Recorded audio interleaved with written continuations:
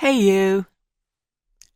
I guess my theme for this really short video is the benefits of intellectual generosity and the curiosity-driven art of chaining.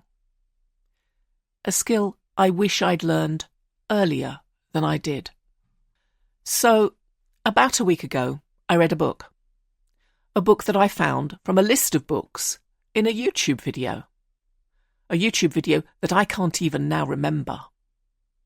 It was a book that I then found for free in my local library e-book service and started to browse. It was not what I had originally thought it would be, a discussion on the intangible wealth that goes way beyond money to spiritual and creative assets. Except, in a way it was. The book was called Beyond Wealth by Alex Green, in case you're interested. But anyway, in this book, which was in fact a short collection of mini essays by the author, there was one about the death of a musician. One Kenny Rankin, who I'd never heard of.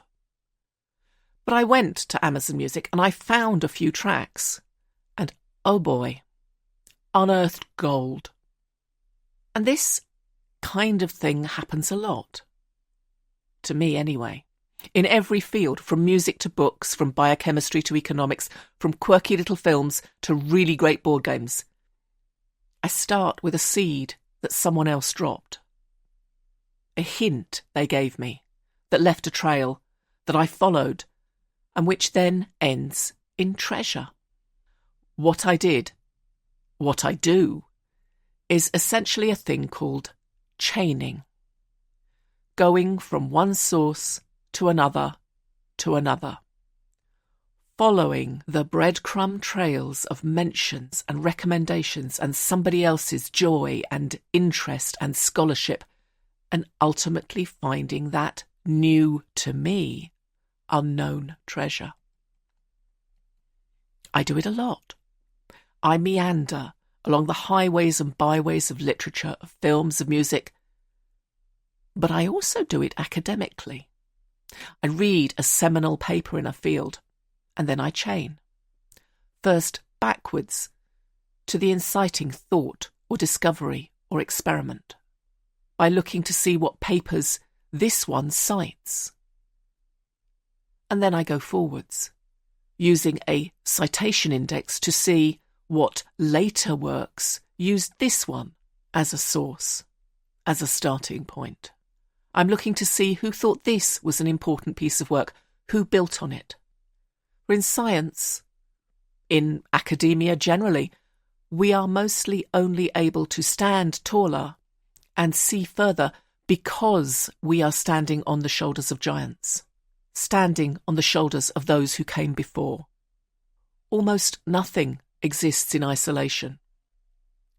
The truly, utterly uninfluenced original is almost unheard of, is almost impossible.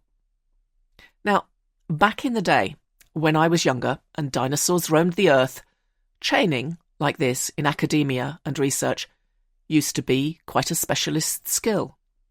It was an advanced research technique they taught you at university, often not formally until you were doing your postgraduate degree. But now it's old hat. The internet pretty much provides that capacity at a simple mouse click. No more citation indexes needed.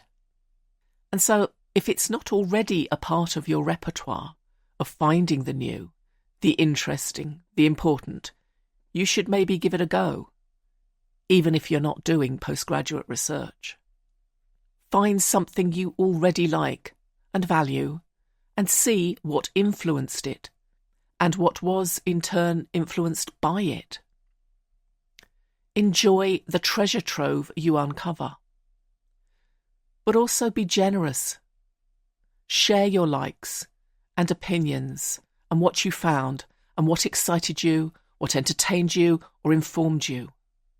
Cite your sources or your influences or your hidden gems so that others can follow your trail of breadcrumbs and do the same. your life will be richer for it. And so will theirs. Till next time.